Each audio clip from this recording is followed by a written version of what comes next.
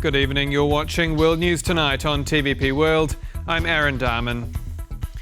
Donald Trump is sending his envoy Steve Witkoff back to Moscow to sit down with Vladimir Putin, even as leaked tapes appear to show Witkoff coaching the Kremlin on how to win over the US president.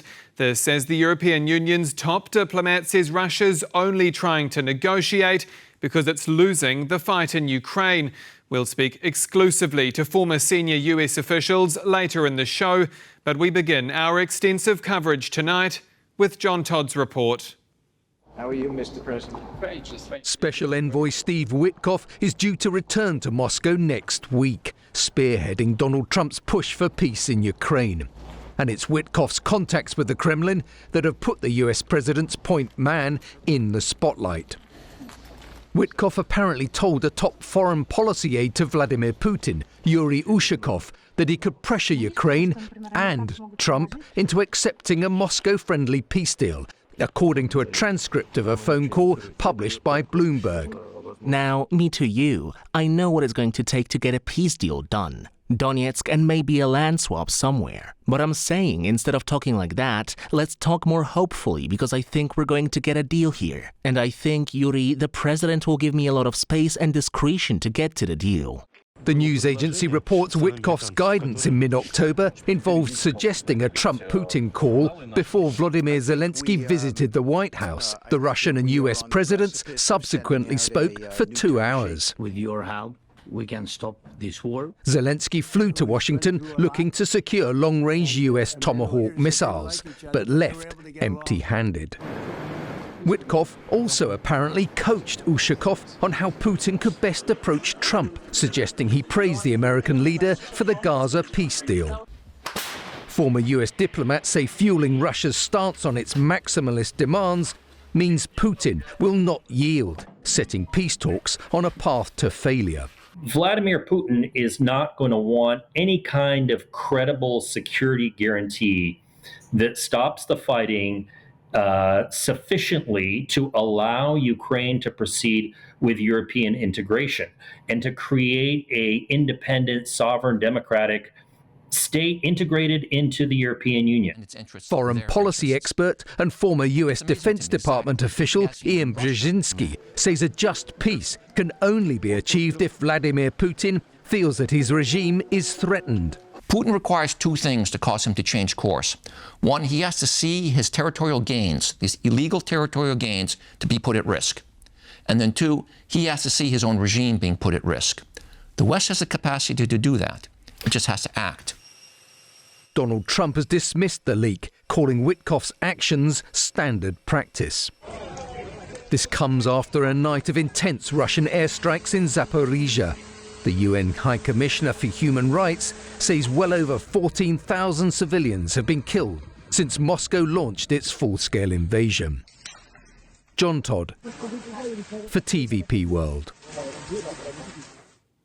And as the strikes on Ukraine continue, Brussels is staking a claim in negotiations over the war-torn country's future, with the European Union's top brass warning Washington not to give in to Moscow.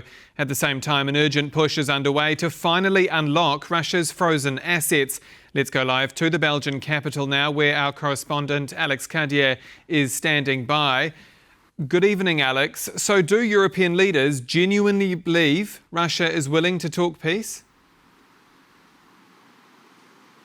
No, in a word, Aaron, they don't. We heard that from Ursula von der Leyen, the EU Commission President, just earlier today. She started a speech in Parliament reminding us of the attack in Ternopil, that city in western Ukraine, which is closer to the Polish border than it is to Kiev. 30 people died in an attack on a residential building, including 7-year-old Amelka, a Polish girl who died in her mother's arms. That was the reminder from Ursula von der Leyen, who said that Russia's playbook in these negotiations negotiations has not changed, that whenever there is a step closer to peace, Russia ramps up the violence. We've heard from multiple European leaders that, of course, they want peace for Ukraine, they want this war to stop, but they do not see Russia's appetite for that. We heard that from Emmanuel Macron just in the last day, saying that clearly, as far as he's concerned, Russia does not want any ceasefire in these negotiations. We also heard that from the EU's top diplomat, Kaja Kallas.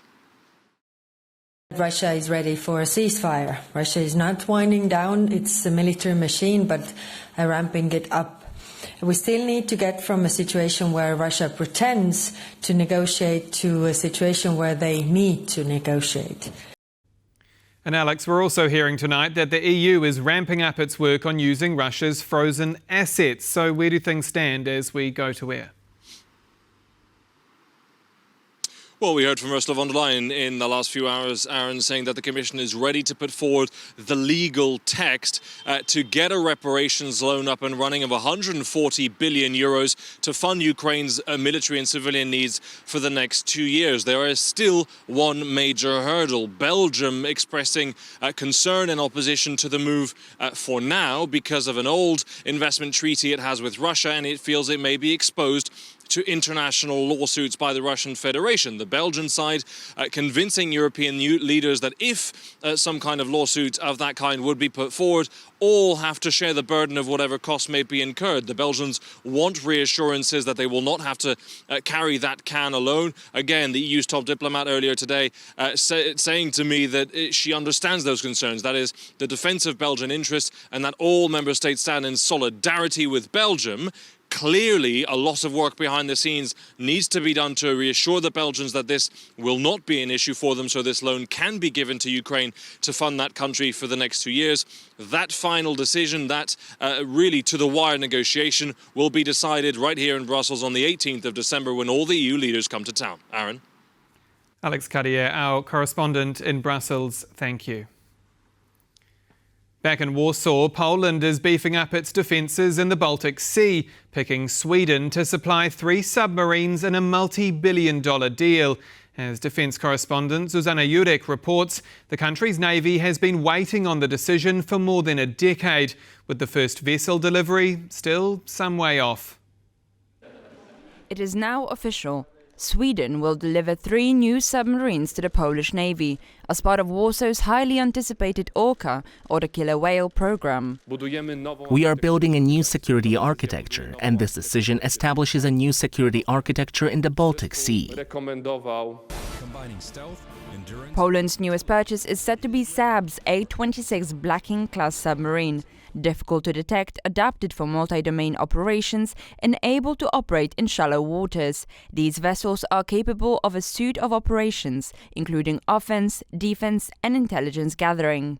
Polish Navy officers, who have been waiting for a decision on the Orca program for multiple decades, stress the technological superiority of the new equipment. A-26, a state-of-the-art vessel designed to meet the challenges of the Navy in the wartime theater of operations. Stealth, the latest combat systems, and the weaponry we have been waiting for. And above all, tailor-made for the tasks we usually perform in the Baltic Sea and adjacent areas, for example, those that are in the interests of our country. Equipped with an air-independent propulsion system, which in seas such as the Baltic Sea offers similar capabilities to nuclear propulsion in the ocean. Timelines, however, remain an obstacle, with conventional submarine construction lasting 5 to 10 years. Poland is looking to bridge this naval capability gap sooner rather than later, with Stockholm providing Warsaw with a training craft. We want our sailors to learn how to operate on a newer vessel than the one we have, so the stopgap will be able to fill the void in between the signing of the agreement and the delivery to the Polish Navy. Exercises will begin in Sweden next year, and in 2027, the stopgap vessel will already be serving our sailors.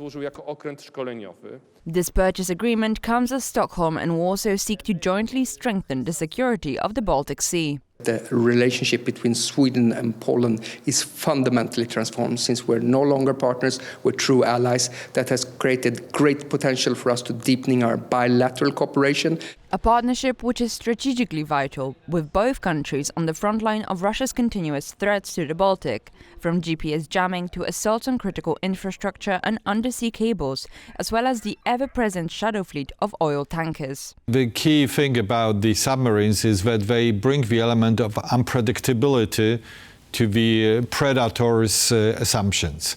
Predator can, and in this case obviously that's Russia, cannot really fully be aware of where the submarines are and what kind of the area they may come out and change the strategic dynamic. And Poland, which is now set to receive 44 billion euros from the EU's Security Action for Europe or SAFE loans program, the largest sum for any individual member state, is well poised to continue its rearmaments mission. For TVP World, Zuzanna Jurek.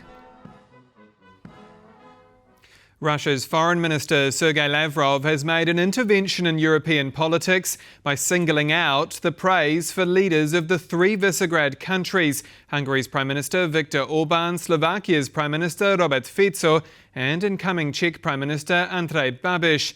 Lavrov lauded the three leaders who support cutting aid to Ukraine for their pragmatism in putting their people first. That's a quote. Our correspondent Andrew Sweeney explains. What do Hungary's Prime Minister Viktor Orbán, Slovakia's Prime Minister Robert Fico and incoming Czech Prime Minister Andrej Babiš have in common? All three leaders have been singled out for praise by Russia's Foreign Minister Sergei Lavrov in an interview published on his ministry's website.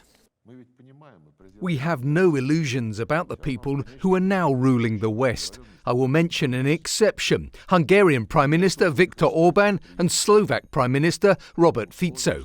Andrej Babiš has now taken the position of the head of the Czech government. These people are pragmatists. They are not pro-Russian, but simply pro-Hungarian, pro-Slovak and pro-Czech. The leadership of the Visegrád three countries now starkly contrasts with Poland, which continues to support Ukraine. Hungary's Prime Minister Viktor Orbán has maintained close relations with Moscow since the full-scale invasion of Ukraine began in 2022. He has offered to host a peace summit between US President Donald Trump and Russian dictator Vladimir Putin in Budapest. Orbán has also praised the peace plan proposed by Trump, describing it as a serious proposal about ending the war in Ukraine. He's due to visit Moscow on Friday. Slovakia's Prime Minister Robert Fico also supports Trump's plan, even though he admits it is advantageous for Russia. Fico has also called for ending Russian sanctions. This policy has sparked protests in Slovakia. During one incident on November 14th, he told protesters to go fight in Ukraine. If you are such heroes in these black t-shirts and you are so for this war, then go fight for Ukraine, please. Andrej Babiš is still forming the new Czech government, but he has pledged to cut military aid to Ukraine and block future EU membership. According to Professor of Czech Studies at the University of Glasgow, Jan Čulik, Babiš's policies will be focused more on maintaining links with Brussels than Moscow. He really wants support from Brussels, and he needs support from Brussels. And he, right at the beginning after the election, said that, of course, he is not going to be pro-Russian and he's not going to be anti-NATO. But of course, it is kind of not totally sure what his attitude towards Ukraine is. Babiš is due to reveal his picks for Czech government positions today, including nominees submitted by the far-right SPD, which supports closer ties with Russia. For TVP World, Andrew Sweeney.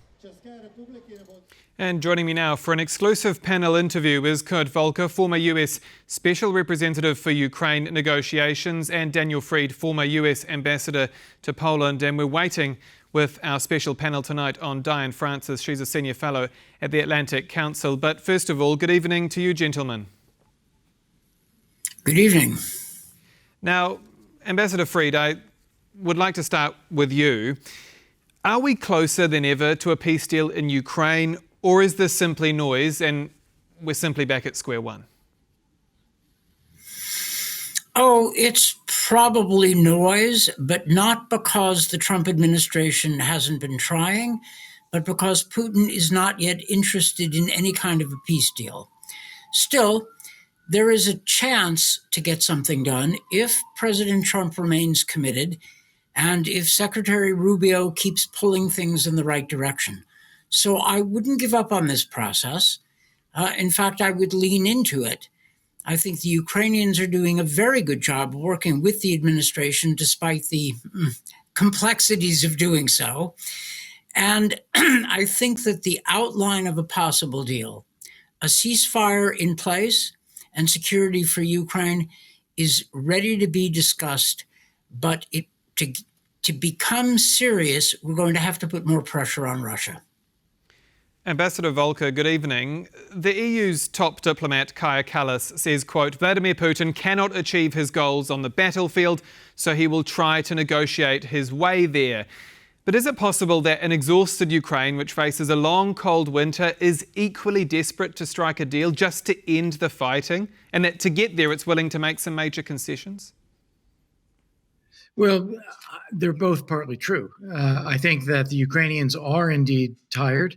They would accept a ceasefire in place, even though it would leave Russia occupying 20% of Ukrainian territory. But they would accept a ceasefire in place if they could get that now. The problem, however, is that Vladimir Putin is not prepared to accept a ceasefire at this stage. He wants to keep fighting, and I don't agree that he's going to try to achieve his goals by negotiation. He's going to try to achieve his goals by making maximalist demands and seeing whether he can get the US and Europe to deliver for him, which, of course, I don't think is going to happen. So I think this conflict is going to go on for some time to come.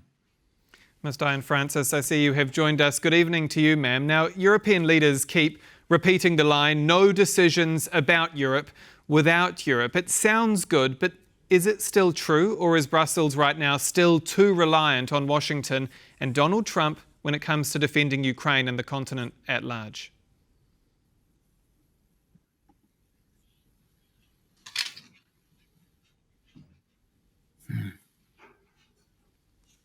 And it appears we are still having some technical difficulties. So, Ambassador Volker, I'll take the question to you.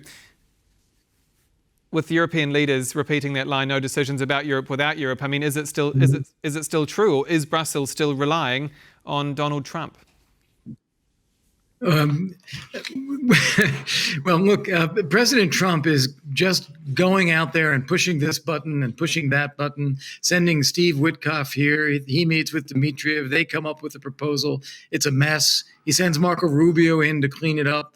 Rubio meets with the Ukrainians as well as with European leaders. That now seems to have produced a more acceptable plan. Now, of course, Russia will reject that. So I don't think that Europe is being, I don't think decisions are happening without Europe, but I think Europe has to assert itself. It has to be present. It has to offer things as well as Europe is doing. Europe is doing all of those things. And I think we will end up in the place where Dan Fried was just a minute ago, where the only thing that we haven't done is put pressure on Vladimir Putin. And when we start to actually do that, I think then we might see a ceasefire. And then the question will be, how do we make that ceasefire last? How do we deter future Russian attacks? And Europe is absolutely central to that. Ambassador Fried, how did this peace plan, which many say was partly translated from Russian, which is widely being regarded as having been cooked up between Moscow and Washington, I mean, how did it even become a point of reference for these negotiations and a blueprint that Kyiv has not been able to dismiss out of hand? Well, there is a mini furor in Washington today about the transcripts of two conversations, Steve Witkoff's with Yuri Ushakov and Yuri Ushakov with Kirill Dmitriev. What that shows, what those transcripts show, is that Steve Witkoff was trying to jolly the Russians, encourage them to negotiate, and then the Russians decided to use Witkoff to jam through their own proposal. There was not so much wrong with Steve Witkoff trying to work a channel with the Russians. There was everything wrong with Steve Witkoff not examining the proposal point by point. He should have known that it was internally inconsistent and inconsistent indeed with with President Trump's stated objectives. So that was a problem. But as Kurt Volker said, Marco Rubio cleaned it up on Sunday in Geneva in a remarkable show of leadership and discipline. So that damage has been largely undone. There's a better plan. I haven't seen it, but the Ukrainians regard it as better. I'm prepared to believe them. There's a better plan on the table, and the problem will quickly arise that the Russians have no interest in serious negotiations. And then the test will be, are the Europeans and Americans prepared to push against Russia? Because that's the way you get a deal. Ambassador Volker, you've been an ambassador to NATO. You've led peace negotiations in Ukraine. Speaking of what Ambassador Freed just mentioned there, this news that Trump's envoy Steve Witkoff coached Russia on how to sell the initial plan to the US president. Donald Trump, of course, has dismissed that as, again, and I quote, a very standard form of negotiation. So as a negotiator, does he have a point? Was Mr. Witkoff's approach perhaps the only way to get Putin's people talking? Well, I'd say 50%. Again, the part of it that Dan just referenced, where he's kind of jollying the Russians, he's coaching them a little bit. Here's how you talk to Trump. That is going on in every European capital right now. Everybody is being coached on how do you deal with the Trump administration. So that's no surprise. What is surprising is that Witkoff seems to view Russia as a partner. Russia is the aggressor. They're killing, they're bombing civilians deliberately. They're abducting children. It is really an awful situation. And he's viewing the United States as Russia's partner, and Ukraine as an object to be divvied up or just discussed and decided about in some way. Ukraine, of course, is a real place with real people, with real interests, and they are fighting to defend themselves against that Russian aggression.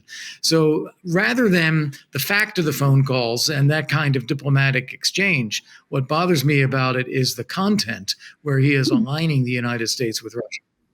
And speaking of Moscow's role in the proposal, Ms. Francis, I understand we have you back. Is it as simple as saying that these peace talks have a foundation in the Kremlin, that whatever happens with this particular document, however it is amended, that it started on a drawing board of Russian propaganda? Well, of course, it's Russian talking points. It's very obviously that. And I think what's happened, though...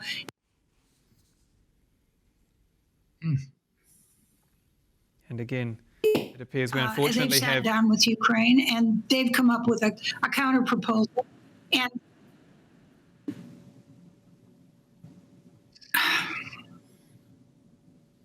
I think we'll have to cut you off there. Sorry, Ms. Francis. It keeps cutting out, unfortunately.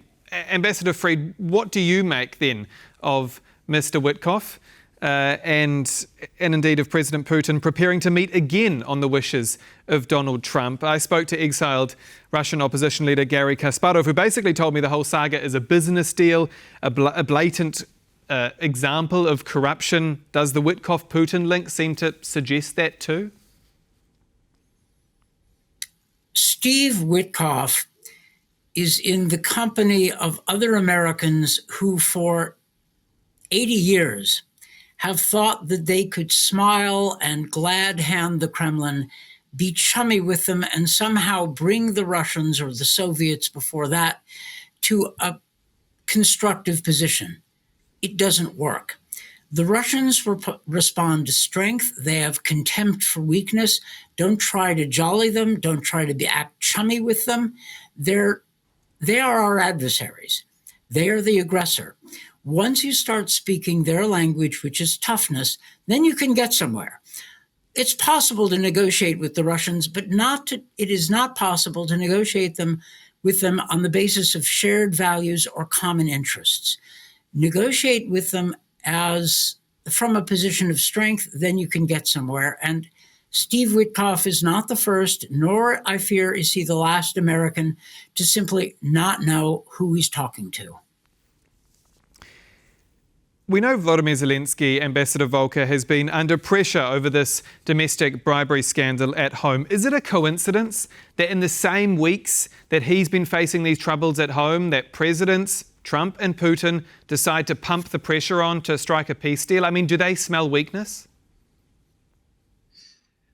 Well, I think there is largely a coincidental aspect to this. That I think the dynamics that got this peace deal, proposed by, Russia and then Witkoff.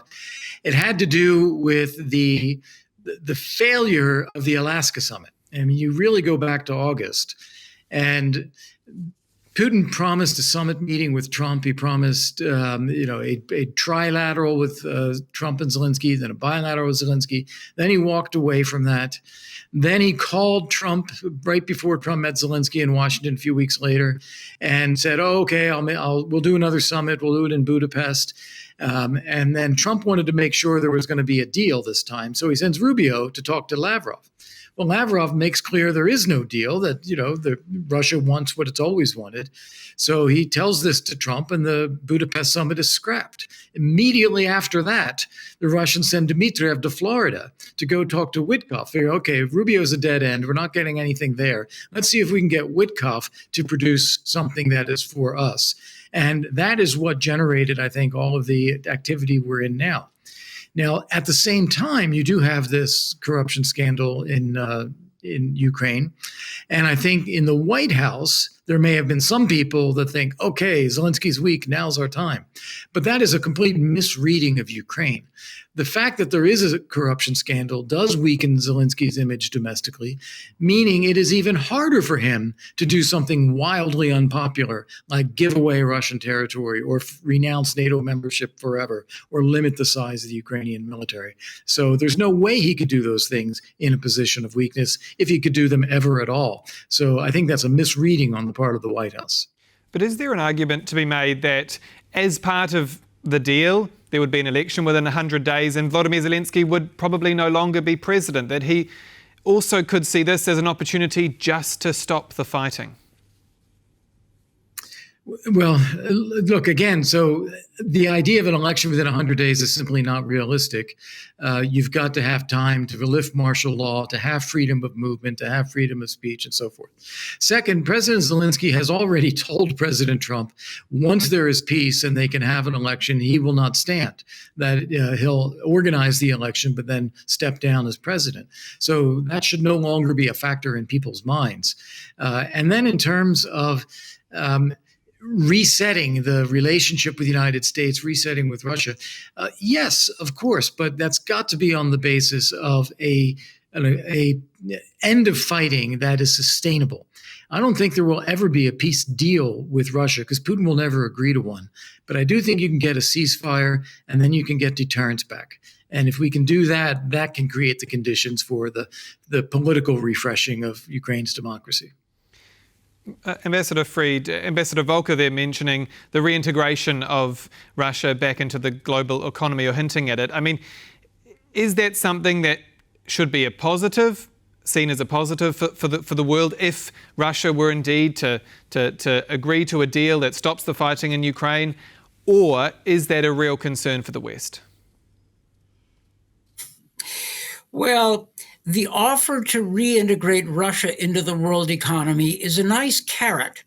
You can dangle it in front of the Russians, but the condition should be that the Ukraine war ends and Russia observes all of its commitments under the arrangements to end that war.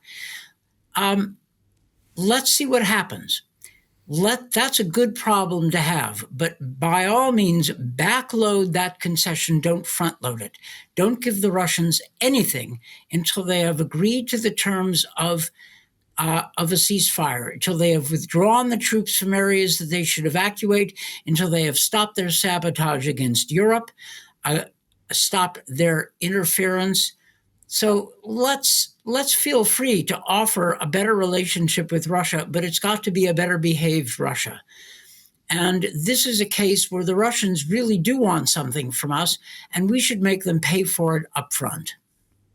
I want to end with a fundamental question for the both of you. The Yalta Agreement of 1945 split Europe into these so-called spheres of influence, pushing the East into Soviet hands, leading to decades of Cold War. Are European leaders right now fighting to stop another Yalta?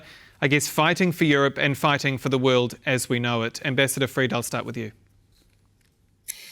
Ukraine's position now is far better than Poland's was in 1939 or 1945.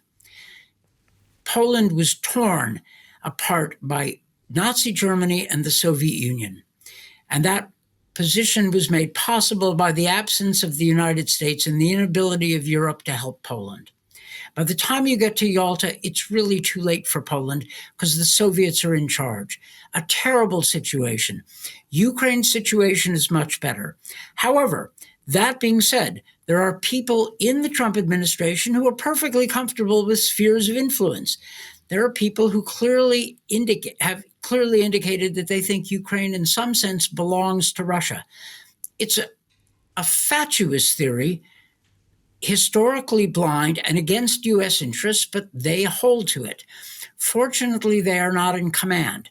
The Trump administration is not one thing. It's really a swirling mass of competing and mutually hostile schools of thought and different strategic orientations who have their knives out for each other.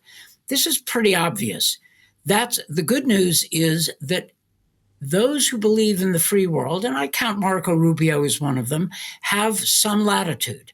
So this is not a great situation, but we aren't at the place, we're not where we were in 1939 nor 1945. Thank God for that. And Ambassador Volker, you have the last word. Right. Well, I completely agree with Dan, but let me add a few additional points. At 1945, the world was exhausted by war, including the U.S. and its allies. Here we have a situation where Russia is nearly exhausted by war, and the United States and Europe have an economy that's 22 times the size of Russia's. We have military forces that are larger and more capable, and our equipment works. So this is not a situation where everybody is just exhausted by the end of World War II.